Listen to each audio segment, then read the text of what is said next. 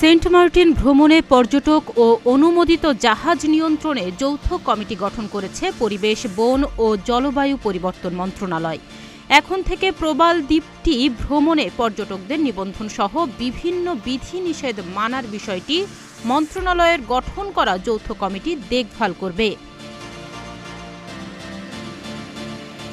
মঙ্গলবার মন্ত্রণালয়ের জ্যেষ্ঠ সহকারী সচিব সাবরিনা রহমান স্বাক্ষরিত এক আদেশে ওই কমিটি গঠনের তথ্য জানানো হয়।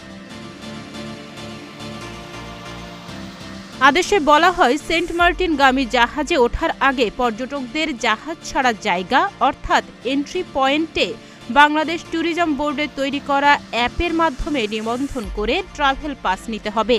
ট্রাভেল পাসধারী পর্যটকদের অনুমোদিত জাহাজে ভ্রমণ নিশ্চিত করবে কমিটি। পর্যটক ও অনুমোদিত জাহাজে নিষিদ্ধ ঘোষিত পলিথিন ব্যাগ ও একবার ব্যবহারযোগ্য প্লাস্টিকের পণ্য পরিবহন নিষিদ্ধ করা হয়েছে।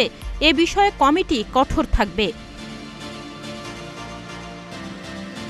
এছাড়া পর্যটকেরা সেন্ট মার্টিন দ্বীপে পৌঁছানোর পর কোন হোটেলে থাকবেন তা লিপিবদ্ধ করার পাশাপাশি রেজিস্টারে সংরক্ষণ করা হবে। জাহাজ ছাড়ার স্থানে ও সেন্ট মার্টিনে প্রবেশের স্থানে পর্যটকদের জন্য করণীয় ও বর্জনীয় বিষয়ে বিলবোর্ড স্থাপন করতে হবে। পরিবেশ অধিদপ্তরের কক্সবাজার কার্যালয় সার্বিক বিষয় ও যোগাযোগ ব্যবস্থাও সমন্বয় করবে। কাজের সুবিধার্থে কমিটি প্রয়োজনে সদস্য বাড়াতে পারে। এর আগে গত ২২ অক্টোবর পরিবেশ মন্ত্রণালয়ের এক সভায় সেন্ট মার্টিন নিয়ে নানা বিধিনিষেধ আরোপ করে সিদ্ধান্ত গৃহীত হয়।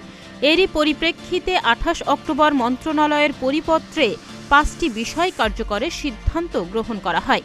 এতে বলা হয়, সেন্ট মার্টিনে নৌযান বা জাহাজ চলাচলের ক্ষেত্রে বাংলাদেশ অভ্যন্তরীণ নৌ পরিবহন কর্তৃপক্ষ ও পরিবেশ মন্ত্রণালয়ের সম্মতি নিতে হবে। তারপর কক্সবাজারের জেলা প্রশাসক সেন্ট মার্টিনগামী জাহাজ ও নৌযান চলাচলে অনুমতি দিতে পারবেন।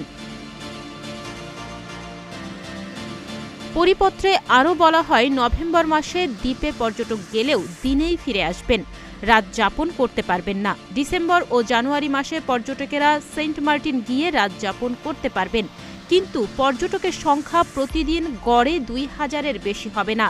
তাছাড়া দ্বীপে রাতের বেলায় আলো জ্বালানো যাবে না। শব্দ দূষণ সৃষ্টি ও বারবিকিউ পার্টিও নিষিদ্ধ ছিল। তাহনিয়া ইয়াসমিন, প্রতিদিনের বাংলাদেশ।